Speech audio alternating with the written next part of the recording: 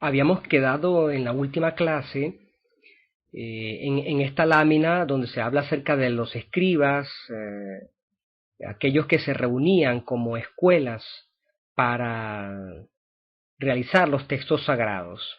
Hablamos así al menos por encimita con respecto a la diferencia que hay entre una comunidad y otra cristiana, y habíamos quedado precisamente que íbamos a hablar acerca del scriptorium de Orígenes en Cesarea.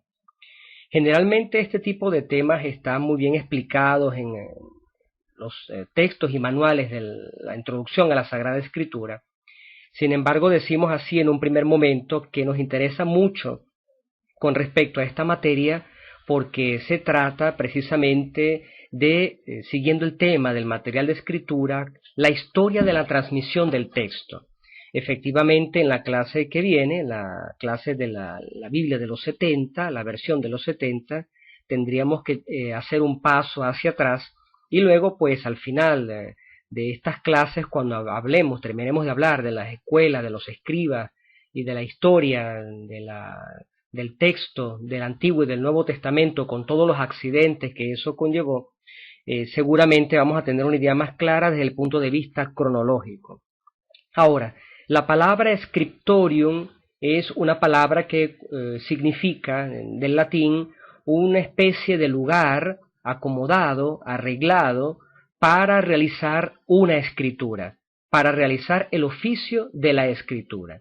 Sabemos precisamente que a través de la historia se han realizado algunos intentos por tratar de sintetizar esta historia y de acomodarla, cosa que no ha sido fácil, pues porque se tienen muy pocos datos o algunos datos son contradictorios. Lo vamos a ver sobre todo cuando entremos en el tema de los monasterios y de los monjes. Bueno, en el año 230, alrededor de ese año, Orígenes crea en la localidad de Cesarea una biblioteca. Él funda una biblioteca. En esa biblioteca existen textos que por supuesto son textos que se refieren a la palabra de Dios, textos religiosos, pero también textos de filósofos antiguos. Esos textos los podemos llamar, al menos así muy generalmente, textos paganos. Entonces la biblioteca consistía, era muy buena esa biblioteca, trataba de textos religiosos que respectaba la Biblia y textos paganos que serían escritos de filosofía o de ciencia natural de los antiguos helenísticos. Ahora, hay que tomar en cuenta que toda esa biblioteca, no habiendo todavía el libro estampado, imprimido como nosotros lo vemos hoy en día, se trata de una biblioteca monumental, se habla incluso de cientos de miles de libros, pero sin embargo todas estas cifras permanecen inciertas porque nosotros no sabemos exactamente, según la historia, cuántos textos tenían estas bibliotecas de la antigüedad, la de Cesarea, la de Alejandría, en Babilonia, en Palestina, al menos en los grupos religiosos o en los grupos civiles. ¿Por qué? Porque luego todas esas bibliotecas fueron destruidas y algunos de los testimonios que nosotros tenemos hoy en día son testimonios esparcidos. Sabemos entonces que Orígenes ha sido considerado, pues, en la antigüedad cristiana como un gran personaje. Es muy estudiado en las materias de patrística, puesto al lado de los padres de la Iglesia, aunque tuvo, pues, por supuesto, una vida muy convulsionada, muy accidentada. Una de las grandes fracturas que tuvo precisamente con la Iglesia es de haber recibido la ordenación sin consultar a algunos obispos de la zona. No era precisamente como hoy en día una comunicación más directa, la comunicación era un poco más fragmentada, era un poco más lenta. Y no solamente por esto, sino que en algunos escritos entra en tensión con algunas personas. Sin embargo, no deja de ser un grandísimo escritor cristiano de la antigüedad. Una de las grandes controversias que mantuvo fueron sus escogencias ascéticas, ¿no?, de mutilarse el miembro viril por un arrebato ascético que tuvo en su juventud, cosa que, pues, por supuesto, los representantes de la Iglesia en ese tiempo no estaban de acuerdo con ese tipo de mutilaciones. Pero esto pertenece ya a una parte de la patrología, como es la historia precisamente, la biografía de este gran personaje, de este gran escritor llamado Orígenes. No está de más decir que quien sucedió o quien vino después de Orígenes con respecto a esta biblioteca en Cesarea fue nuestro querido amigo Jerónimo, que siguió con esta pasión grande de acumular textos y de realizar esta especie de escuela, que es el punto al que queremos llegar, esta especie de escuela de unos amanuenses, personas dedicadas a multiplicar de puño y letra los textos antiguos. Dijimos anteriormente, al menos en lo que se refiere a la biblioteca fundada por Orígenes, el famoso Scriptorium de Cesarea de Orígenes, textos religiosos y textos no religiosos, textos filósofos, podemos decir paganos, desde cierto punto de vista. Esta biblioteca Scriptorium fue arrasada, quemada por los árabes en la invasión del año 638. Esto significa que después de Orígenes siguió una más o menos larga tradición en la que muchos escritos se habían conservado. Es una verdadera lástima que otra cultura pues no haya apreciado estos escritos, o mejor dicho, se entiende perfectamente que estas otras culturas no hayan apreciado todos estos manuscritos, por supuesto, de raíces cristianas, sobre todo porque sabemos que en el medioevo los textos que nosotros al inicio de esta clase llamamos paganos se convirtieron en textos ejes para nuestra religión. Efectivamente, las obras de Platón y de Aristóteles pasan a tener en el campo de la teología y de la filosofía cristiana una gran importancia. Son las que ponen las bases, efectivamente, hasta el día de hoy, en la formación de los seminarios, por ejemplo, en la formación teológica actual.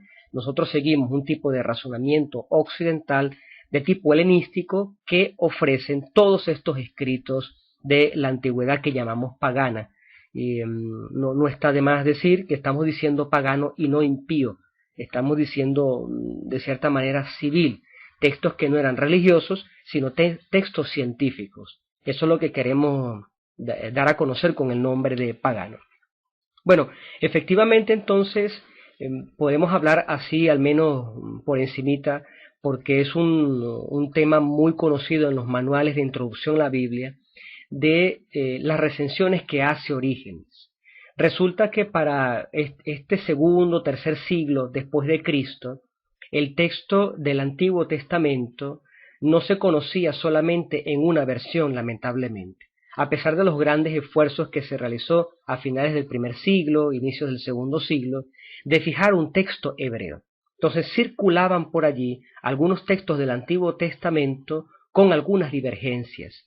No es como hoy en día que nosotros tenemos todos los textos reunidos, agrupados, o tenemos una versión final, una versión base, sobre la cual nosotros realizamos la traducción.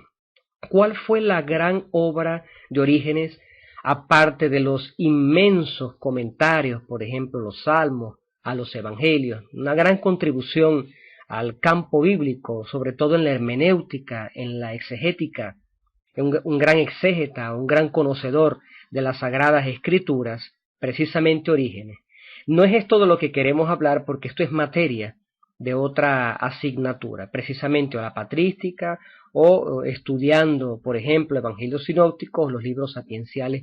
Debería haber un capítulo que trata precisamente acerca de la contribución de los padres de la Iglesia. Lamentablemente esto se ha obviado en los últimos años, dándole paso más bien a diversos métodos bíblicos actuales, modernos, y no a las alegorías que utilizaban los padres de la Iglesia, y entre ellos precisamente Orígenes.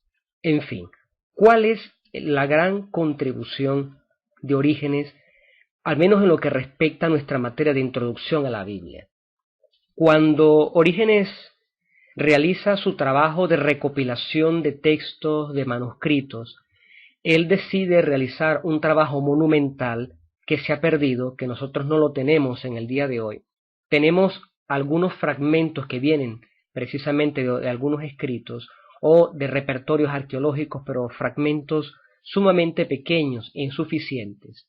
Resulta que él realiza una obra monumental que es una obra de tipo sinóptica. se conoce con el nombre de Hexapla. Hexapla. ¿Por qué de Hexapla? Porque él crea una especie de códice, por eso ya anteriormente explicamos qué cosa era el códice, confrontándolo con el rollo o con el rótulo, una especie de libro, de códice, que cuando tú lo abrías, el libro estaba, cada página estaba dividida en 6 columnas, por eso es que se llama Hexapla. La famosa Hexapla de Orígenes consiste entonces en realizar una comparación de diversas versiones de la Sagrada Escritura que existían en su tiempo. El contenido de las 6 columnas es el siguiente. En la primera columna él coloca el texto hebreo que se conocía en ese tiempo, que seguramente era diverso, al menos ligeramente, a lo que nosotros conocemos hoy en día como el texto integral del Antiguo Testamento. Me explico. Tiene todos los libros del Antiguo Testamento, pero algunas frases, algunos intercambios entre capítulos y cosas que pertenecen a la materia de crítica textual, obviamente no lo hablaremos aquí. Si tenemos un excursus al final del semestre podemos hablar un poco más detalladamente acerca de la crítica textual. Lo importante es que debemos saber, en esa primera columna de la Hexapla, cuando tú abrías el libro, te encontrabas una primera columna. En la primera columna estaba un texto hebreo, que era el texto conocido por Orígenes, el texto del Antiguo Testamento. En la segunda columna, ¿qué cosa había? Había una transcripción del texto hebreo al griego. ¿Qué cosa significa una transcripción? Significa, por ejemplo, yo escribo en español la palabra casa, y entonces supongamos que esté en la primera columna en español la palabra casa. Yo deseo realizar una segunda columna en griego. Yo utilizo las 4 letras de nuestro alfabeto que conforman esa precisa palabra y transformo cada una de las 4 letras en letras del alfabeto hebreo. Eso no significa que cuando yo coloco esas 4 letras del alfabeto, hice un pasaje del español al hebreo, no significa que en hebreo existe esa palabra. Efectivamente, la segunda columna era poco legible, en el sentido de que no significaba lo que el alfabeto estaba refiriendo allí. Si uno leía la segunda columna sola, no entendía absolutamente nada de lo que había escrito, ni siquiera una palabra. Eso es lo que se llama una transcripción. No dije traducción, traducción es otra cosa. Traducción es, yo tengo en la primera columna la palabra casa en español, y si voy a pasarla a la segunda columna que está en hebreo, yo coloco la palabra bet, que es la palabra hebrea que significa casa.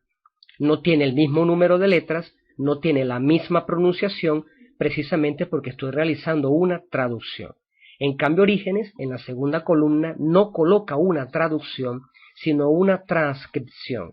Una transcripción es entonces, vuelvo a explicar, que las letras que están en hebreo se pasan al griego. Por eso una persona que leía aisladamente la segunda columna no entendía absolutamente nada. La segunda columna no estaba en el idioma griego. La segunda columna estaba transcrita al idioma griego, que es otra cosa. La tercera y la cuarta columna eran 2 textos en griego que nosotros llamamos técnicamente en Introducción a la Biblia recensiones. La tercera columna era la de Áquila y la cuarta la de Símaco. Existen 3 famosísimas recensiones en la antigüedad. Recensión es que yo tengo un texto del Antiguo Testamento hebreo, o tengo, por ejemplo, conozco la traducción que de ese texto, la famosa traducción de los 70, que conoceremos mejor en la próxima clase, que fue una traducción del hebreo al griego. Con respecto al Antiguo Testamento, en la antigüedad circulaban estas 2 versiones. La versión hebrea, todavía no fijada, no definitiva como la tenemos hoy en día, y una traducción del hebreo que es conocida como la versión de los 70.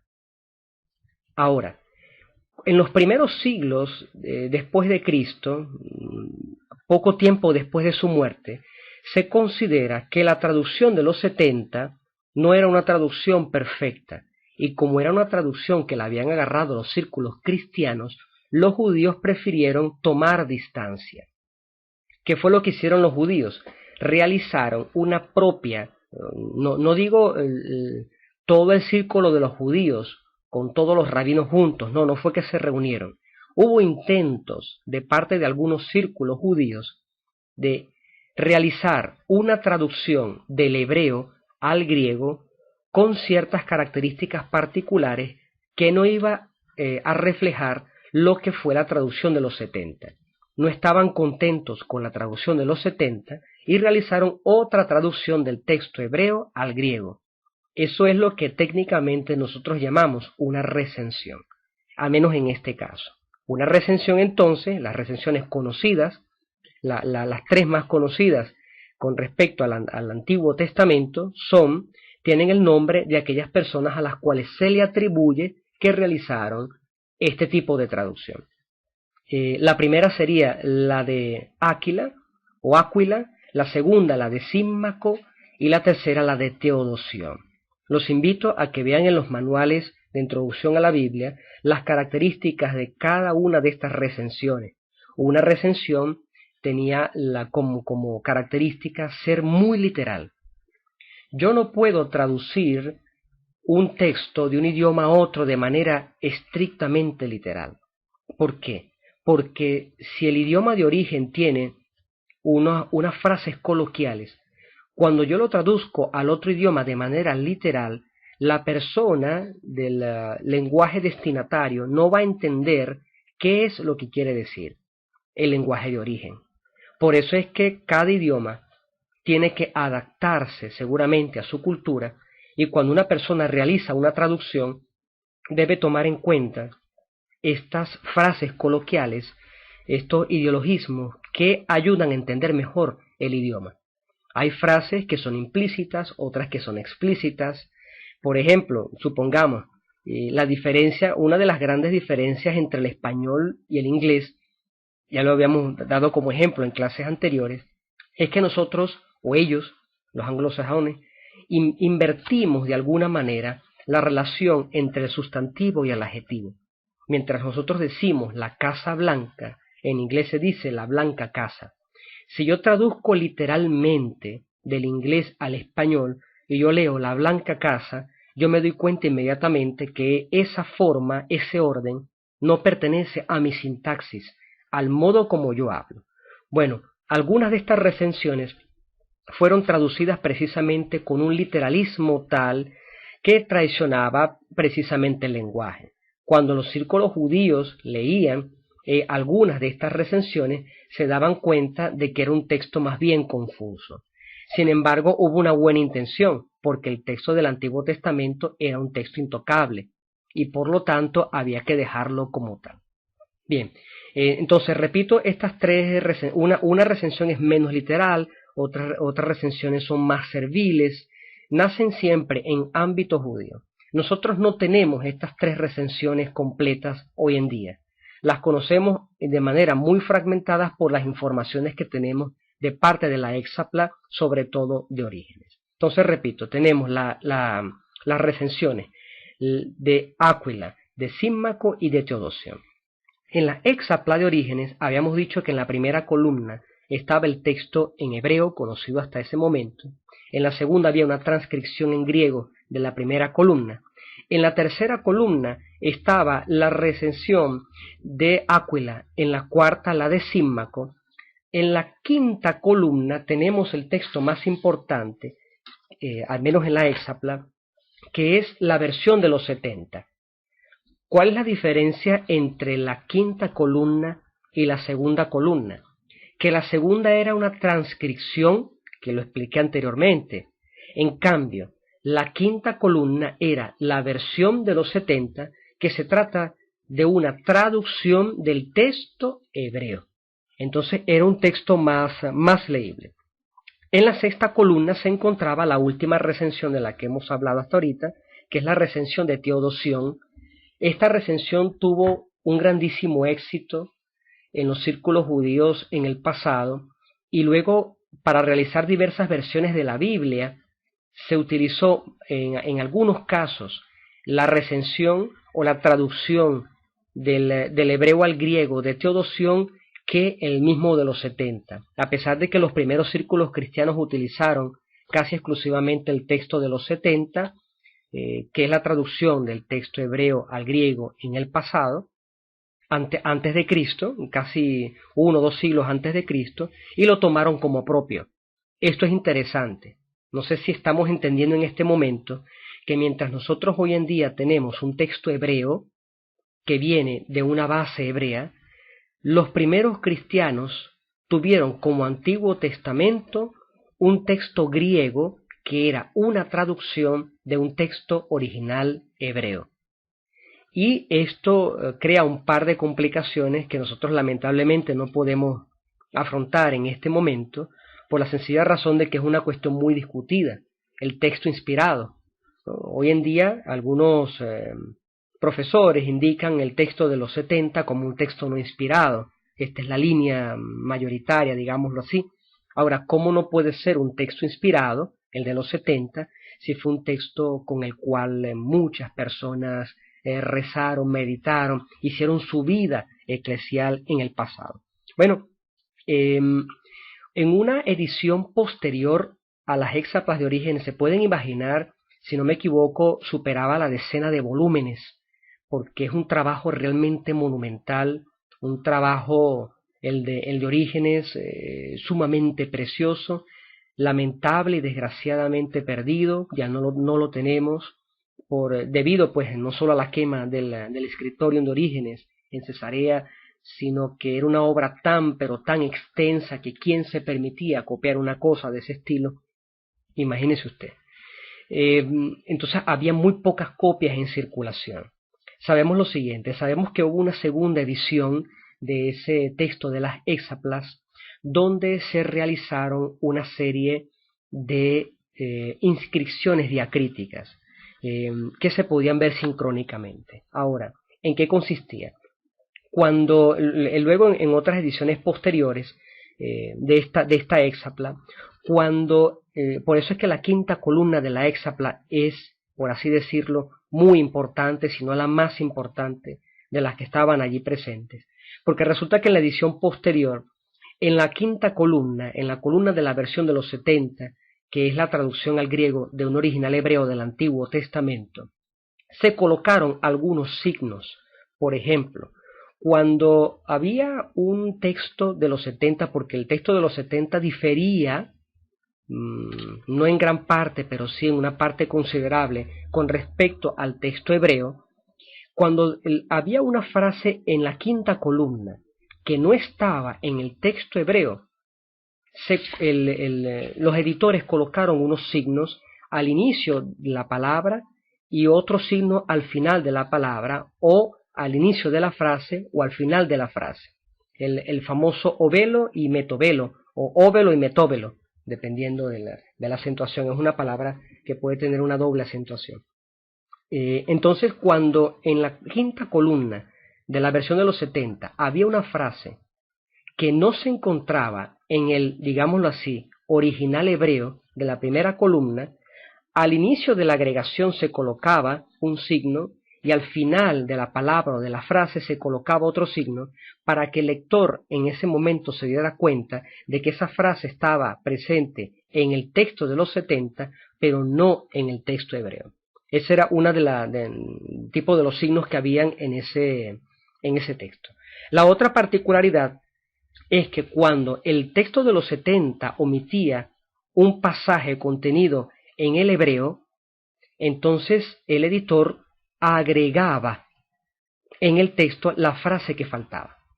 Mientras que la frase de más en la quinta columna de los 70, en la columna griega, se colocaban unos signos diciendo esto es como una glosa, esto es una agregación.